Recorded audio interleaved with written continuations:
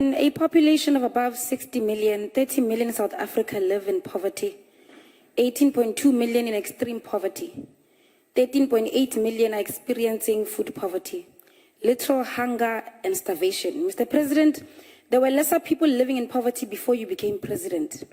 There were lesser people unemployed, lesser violence against women and children, lesser murders, lesser femicide.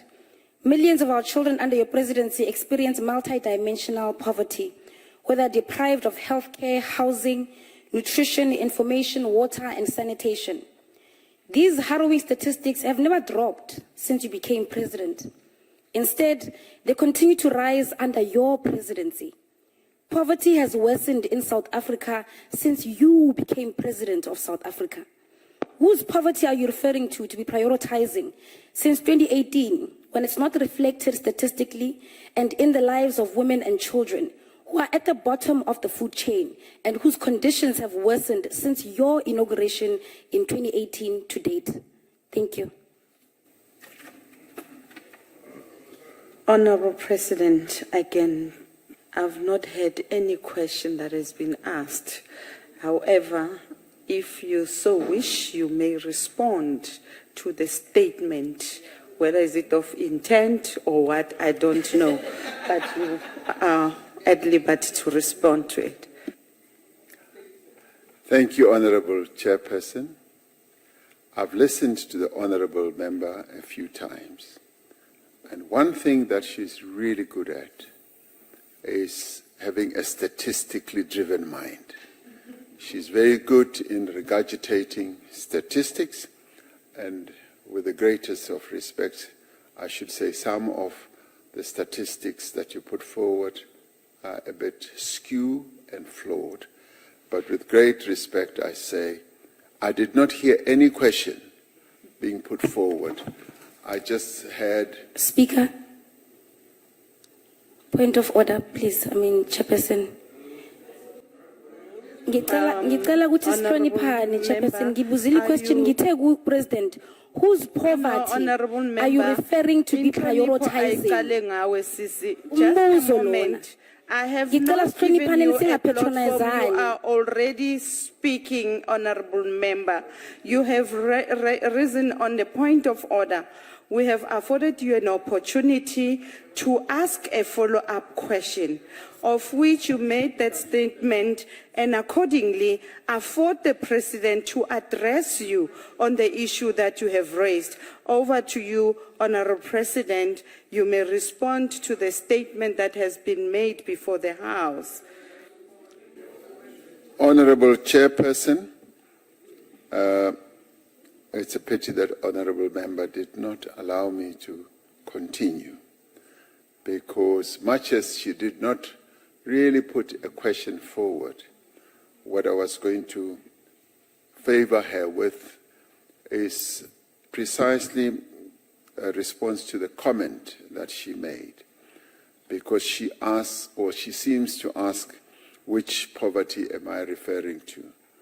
And of course, we have always said that, as Honourable Member said earlier, that yes, we face a triple challenge in our country, and we've never shied away from that. We've never shied away from saying there is rife poverty in our country, there is inequality, and indeed there is unemployment.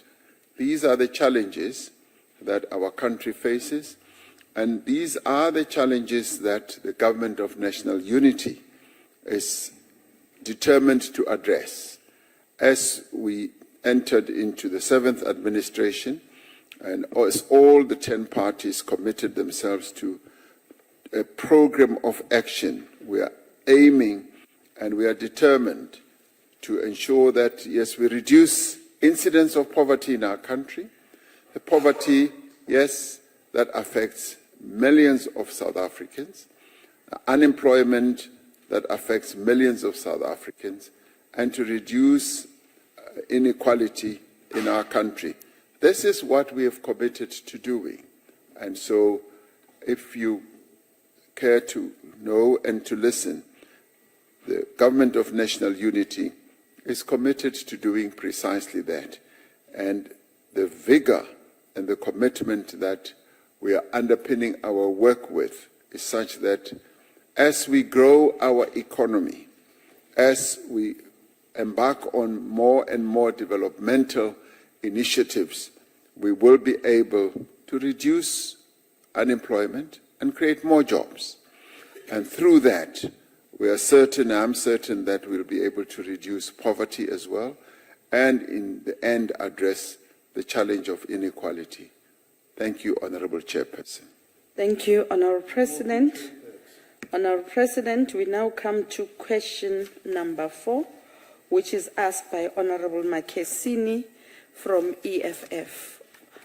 Over to you, President.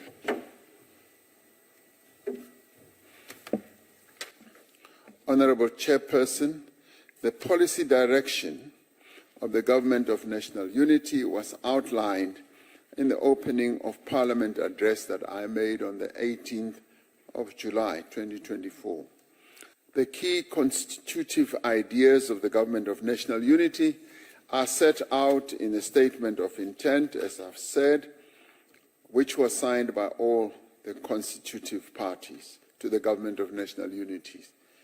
So those parties agreed to certain basic principles, including a firm commitment to respect the Constitution and the rule of law.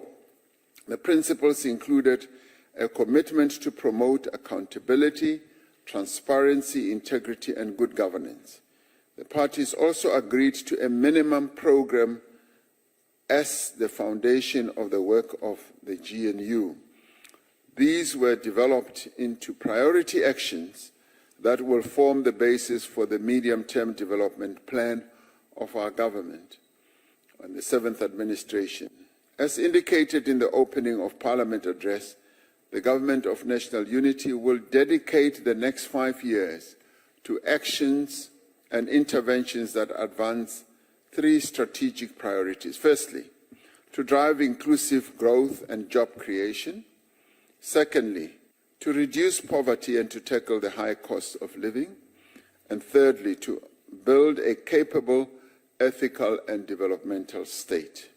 We will pursue growth that is inclusive and transformative. We have said that inclusive growth must support the empowerment of Black South Africans and women.